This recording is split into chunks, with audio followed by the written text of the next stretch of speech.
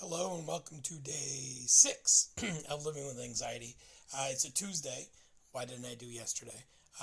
Yesterday was Memorial Day, and I was dealing with Memorial Day things. First, yes, I shaved my beard, so if anyone noticed and said, "Oh my God, you shaved your beard," it was actually due to some physical stuff.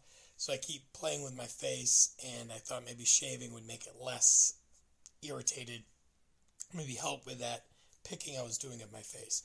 I've noticed a little difference, not a lot. Maybe I just have to stop picking at my face. So Memorial Day. The reason why it was a stressor for me is this. Memorial Day, a lot of people forget what Memorial Day is all about. They think it's just armed forces, yay, hua, God bless USA type stuff. It's really about the soldiers who did make it home. The people who went to war didn't make it back. It has nothing to do with those who went, came home, survived. That's Veterans Day, our Armistice Day. I struggle with Memorial Day because I deployed, I was in the military, and there are people who didn't come home, and I kind of feel bad that I came home, which is a weird thing to say out loud. It's weird to hear yourself say, "I'm glad I lived," but I think a lot of soldiers struggle with that. Maybe I'm wrong, but the soldiers I know, some of us struggle with that, not because we want to die or we want to end up that way. It's, are we really American heroes? Are we really gung-ho G.I. Joe if we didn't come home, not alive? If we didn't have that tumultuous ordeal happen to our family? And that's a horrible thing to think about out loud. But that's something that stresses a lot of guys out, is they kind of feel like it's not fair that they lived and they know others who didn't. I know people who I deployed with who passed away after they got home from things that happened to them while they were there. And while I've had health issues, I've had mental health issues, physical health issues, things that have gone wrong with this beautiful body of mine. Since I've gotten out, I get treatment. I'm being taken care of. Not the best, but I'm being taken care of. Things are happening. Positive things are going on. And I'm doing what I can to take care of myself. Not everyone got that opportunity. A lot of people either had mental health stuff where they unfortunately succumbed to that, or they had physical stuff that didn't get treated till it was way too far gone and they couldn't get the help they needed. Both are horrifying to think of, and now it sounds stupid. Maybe it just sounds stupid to me. I stress out about that because what makes me special? What makes me feel like I'm allowed to thrive? I had a cookout yesterday with my grandson and my kids and my in-law, my daughter-in-law, and my father-in-law, and it was his birthday all at the same time. We had this, whole day enjoying the sun, getting some yard work done, playing in the garden, having a cookout. The whole day was great. But there are soldiers who can't because they're not here. Or there's soldiers who can't because the system has failed them and they're stuck in a world that they can't get out of. And that kind of gives you that, what makes me worthy? Now, logically, I did my thing, I did my time, I did my more than my time, I gave up everything I had. Should be no reason I have this feeling. I do. Okay, and then, so that was yesterday, Memorial Day. It was a little bit of a struggle, but I kind of worked through it by just pushing myself, trying to get better, trying to be better, trying to remember the positives of the day. Then over the weekend was rainy in Maine. I know it's shocking. If you've lived in New England this past month, you understand. But I've also been struggling with this. This podcast online thing. People have commented on it to my face. It's weird when people say it online, not a big deal, but when they say it to my face, it all of a sudden becomes real. It becomes real because I'm kind of airing what I'm going through to the world. And my wife asked me pretty bluntly, which is the way she does things, if you don't want people to comment, why are you doing it? I think I'm doing it to kind of like a therapy. You talk to somebody and it helps kind of work things out. I talk through this. I do this to process what's going on in here. I met with my wife's spiritual mom, Brenda. Her name's Brenda, and on Saturday, and she reminded me that where I am, what I've been through, what we've been through as a couple, where we started from and where we are now, it's a completely different world. So when my wife and I got married, we just had our daughter. So, our daughter was born the 14th of November. We got married on the 17th of December. So she was like 4 weeks old, okay, a month and 3 days. We got married because the insurance company wouldn't pay for my daughter's surgery unless we were married, because I'd have to pay the difference back for the state for child support, even though we lived together. Different world than we are today, okay? So that's what we did. We got married. Now, we had no money, no idea what we were doing, no concept of reality. We were, I was 20, she was 19. We're not talking like the struggle was real, okay? And I think that's the point. We struggled. First 10 years, we struggled. My wife and I almost got divorced. Her family hated me. My family wasn't really fond of hers. Our kids grew up. I left the military. I came back from the military. Went back in the military. We had times at our church where we were heathens and we didn't know what we were doing, and people were really offended or scared by us because of the way we lived our life. And then other times where the people in our church and people in our community relied on us heavily. I was somebody who was ostracized for the way I did things, and other times people were so super happy with me and the way I did things. And I think that was confusing.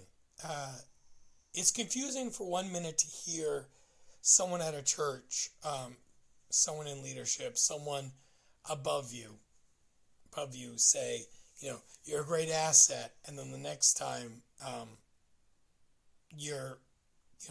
we don't think you're worthy, or we don't think you're in the right mind to do this, when 2 weeks ago you were, okay?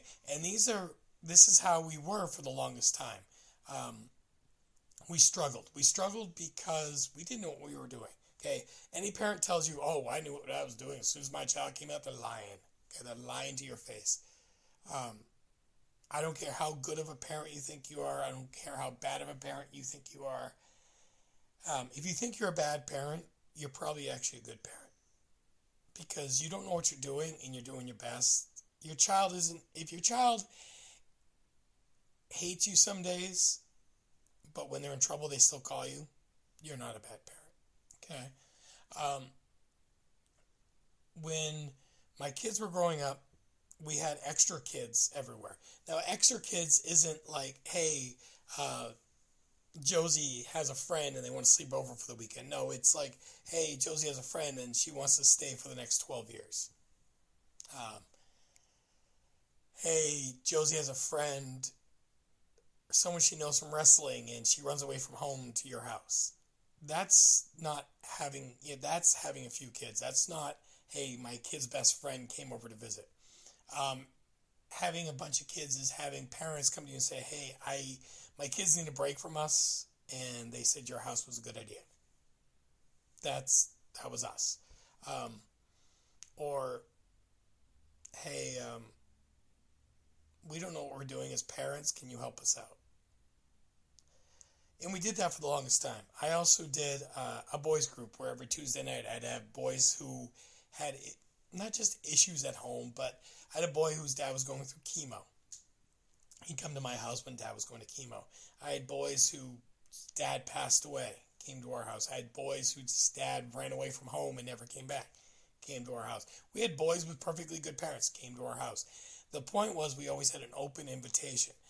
And the reason why I did mostly boys is because growing up as a kid, I had one or two positive male role models. I am a lot. And it's not my dad's fault. It's not my stepdad's fault. It's just the world was different. Okay? And what I realized is if I could give these boys a positive role model, even if it was for 3 hours a week, and mom could have a break, or dad, or whoever was in charge of their lives could have a break for 3 hours, it's a win for everybody.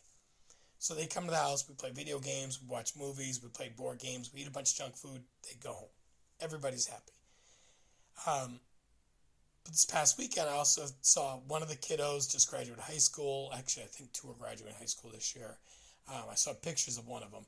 The other one just graduated from the Maine Maritime Academy, and he thanked me for his recommendation letter that I wrote. And those are positive impacts I've had on people's lives. But I forget those in the moments of my stress, anxiety, despair that I put myself through. I forget that my wife and I have had more positive impact than negative on the world. And I forget that because we as humans are stupidly hardwired to remember the negative. We remember more of the negative than the positive. And the only time we remember the positives are if somebody tells us, reminds us, throws it back in our face. Or we're one of those people who pump ourselves up all the time and then we're called narcissistic. Okay. I've heard the saying, and I don't know how exactly how it goes, but basically, the only time people say positive things about you is when you're dead.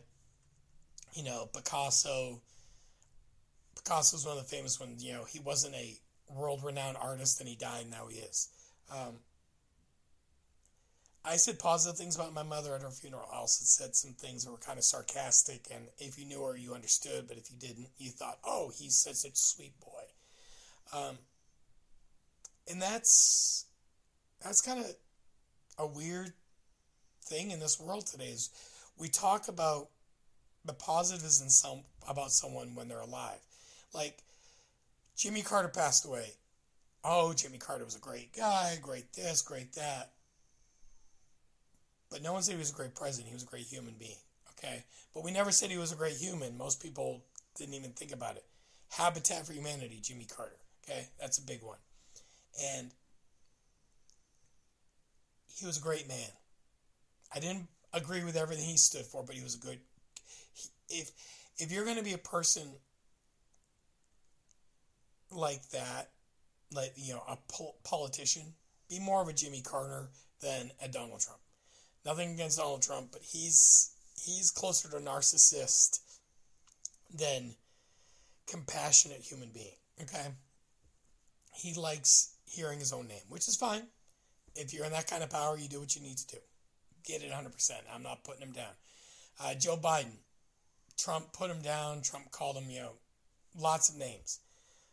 Biden gets a cancer diagnosis, and Trump's like, oh, he's such a great guy. I feel for him. I pray for him. Joe Biden's going to die when he dies, and at his funeral, all these people are going to say nice things about him.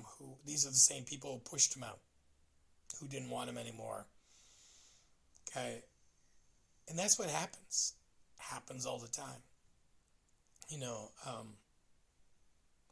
and that's something we should stop doing. It's kind of stupid that that's what we do. We decide, hey, we're going to destroy you while you're alive. But once you're dead, we'll be nice. And I don't know why we do it. You know, on my podcast, I talk about a gentleman named David Ingrassia. Okay. He was one of my male influence people. He's the reason I call this the category mistake. Okay. This man I've tried to pump up since I stopped hating him in my freshman year of high school. And I pump him up because this man, he chose to be a positive influence on people no matter what they believed, how they believed, or why they believed. He wanted to be present. And I think as as a Christian myself, as a God-fearing man, as a father, as a grandfather, as a husband, as a child of people, I forget sometimes the biggest reward, the biggest thing you can give your children, your grandchildren, your wife, your spouse, your husband, the humans around you, is to be present. To be present not just in your life, hey, this is what I'm doing, but to be present in their life, to understand what they're going through, to try to get it, to see what they're doing and appreciate what they're doing. I have children who I've been told many times I'm involved in their life too much. And there's a balance there that sometimes I miss. My son and his wife just paid off all their student debt. Okay. My daughter got a new job a couple weeks ago and she's loving it. I have other kids going through some struggles. I'm there for them if they need me. I have another daughter whose husband's going to be ex-husband is a total doofus. But right now she's trying to get into a better relationship, a healthier relationship. You go, girl. I'm happy for you. I'm there for you. And that's I think what's missing today is I see kids, I see adults who are afraid to say, hey, good job. I'm proud of you. I don't have to agree with them. I don't have to understand it fully. I don't have to say, I completely understand what you're doing in your life. I completely agree with everything you do with your life. What you can say is, hey, you're doing your best. If you're doing your best, if you're trying, if you're being supportive, if you're caring about your kids, if you're caring about your community, if you're trying to do something, I'm not going to beat you down because the world does that enough. What's the point? What I've realized with my anxiety, and this is something maybe I've realized before, but it's just coming deeper, is I set my mental bar so high I can never reach it. So I wake up every day and I'm supposed to be giving myself like 3 things to do every day. Okay, like today I'm going to do laundry, I got an appointment, and I'm going to be doing some stuff with my grandson. Okay, now that's what I know I can handle.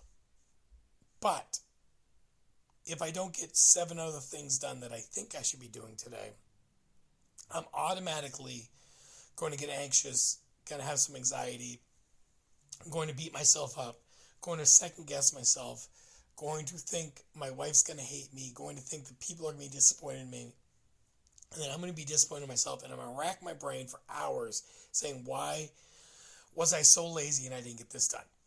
Okay?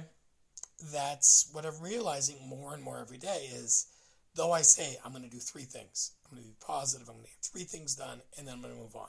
I get 2 things done, and then the 3rd thing I don't get done until later.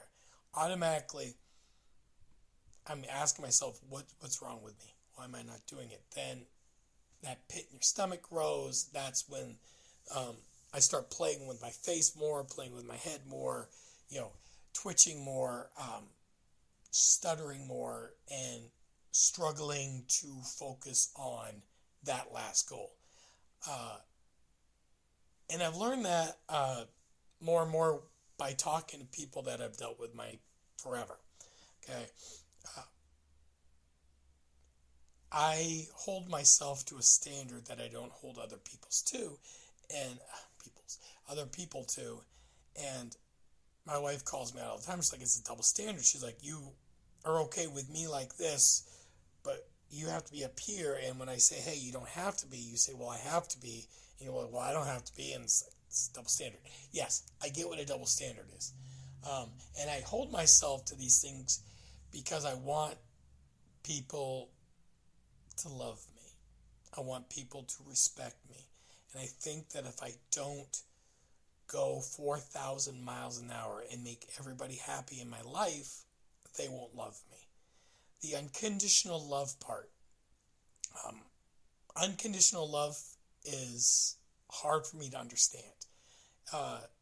Even with God, Jesus says, I love you, I forgive you your sins if you love me. Da, da, da. Okay, you don't have to do like drag yourself through hot coals. It's God's there for you. Okay, He loves you. That's hard for me to fathom still. I've heard it. I've said it to my kids. I've said it to other people. I am 100% behind it telling other people, but then I can't handle it myself. I can't handle it myself because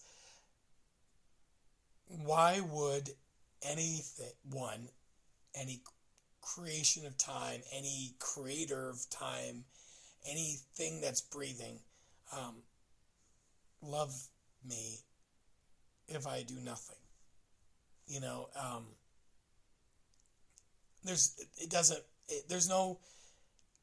In my mind, it doesn't make sense. It doesn't make sense.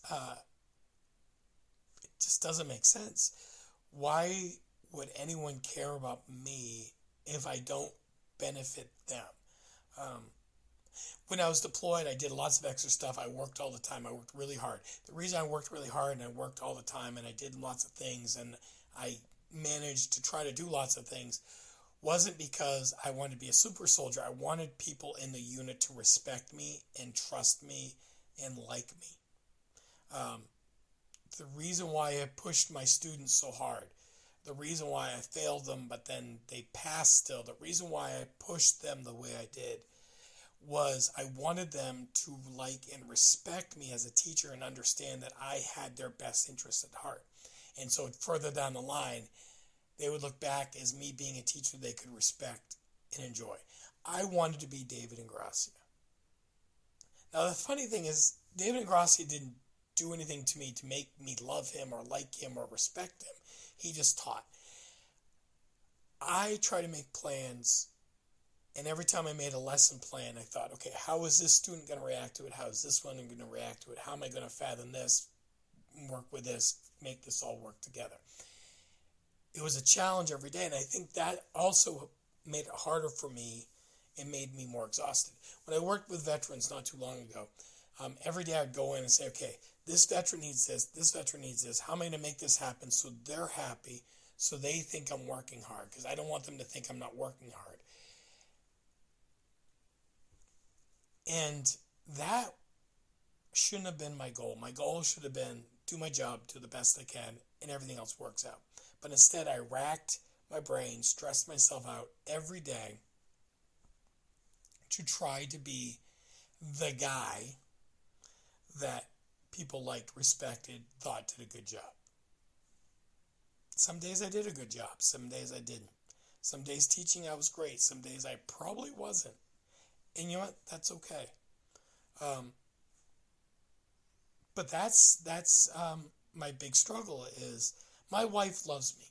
She says she loves me. She's here. Like, she tells me a lot. She's like, I'm here. But the unconditional love, I've done a lot of stupid things. Right now I'm going through a lot of things. I don't know how she loves me. I don't know how she deals with it. It'd be a struggle. Now, I would love her if she went through that. Yes, that's the whole double standard part. But her loving me for the way I am is a little hard for me to get. People watching this and saying, hey, I respect you, I like it, I understand. I have a lot of questions, I have a lot of weird ideas, I have a lot of weird concepts, I have a lot of whatever. That's hard for me because all of us feel like what we're going through is what we're going through and no one else understands. And then you say stuff to a general audience like say YouTube or TikTok or whatever. And then people are like, oh my gosh, I understand. I'm going through something similar. And you think to yourself, but no. And it's not like, hey, I feel like I'm not special because someone else is going through it. It's the feeling of, is it a good thing or a bad thing what I'm doing? Is it a good thing or a bad thing that people are watching what I'm doing and commenting and not hating it? Because if they're liking it, are they liking it because they might know who I am? Are they liking it because my stories are something that makes sense to them? Are they liking it because they're, weird people who just like videos? Or are they watching it and connecting with it because what I'm saying makes them feel like they're not alone? And the last one is the one that scares me the most. Because if you are connecting with what I'm saying and you finally feel like you're not alone, then whatever I'm going through, you're going through worse, and I'm sorry. Having the feeling that no one cares or no one connects with you, I went through that about a year and a half ago now, almost 2 years ago, and maybe it was 2 years ago now. And I really thought my life was over. I was there, man.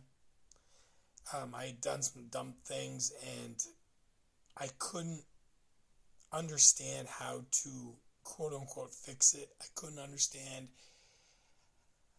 how to work through it. I couldn't understand how to make it better. I couldn't understand why anyone would want me to make it better or to be better. I couldn't understand why anyone would even care.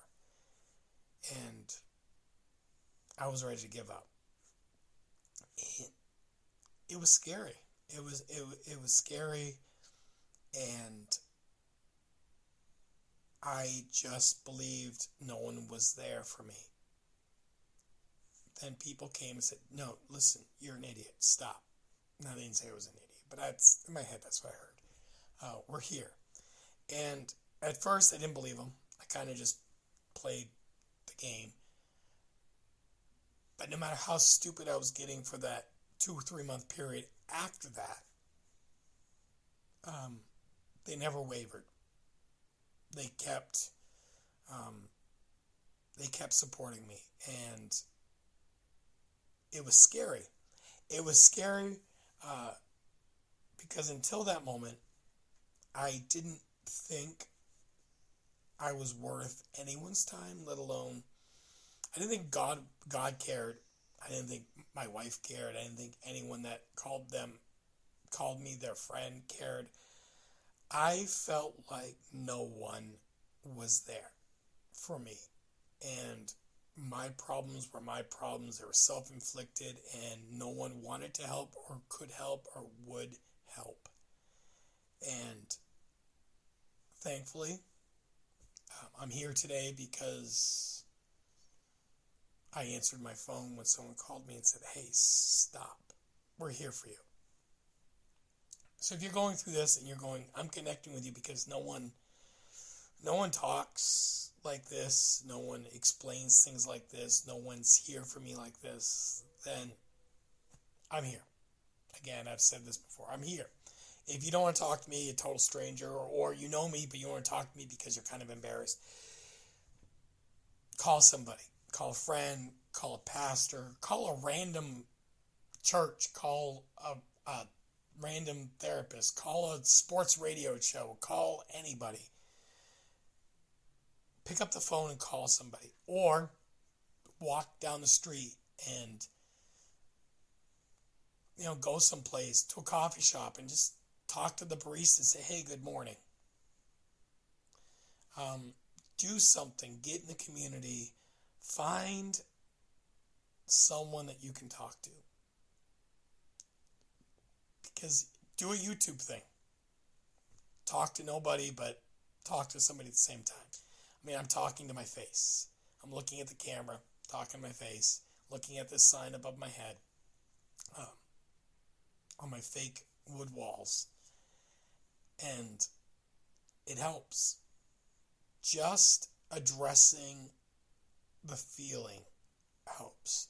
Addressing the feeling of loneliness, of emptiness, of despair, of stress, of just blah, helps. So that's your goal, my goal, every day. Fight the anxiety, fight the stress, fight the feeling of of hopelessness with hope, with conversation, with not willpower, because I think willpower is a myth, with communication, with groups, with a family, prayer, meditation, whatever you do, take a second, take a deep breath. Remember, you're worth it. You know, you matter. You matter today, you matter tomorrow, you matter next week. You matter. Okay? Till tomorrow, guys. Thank you for watching.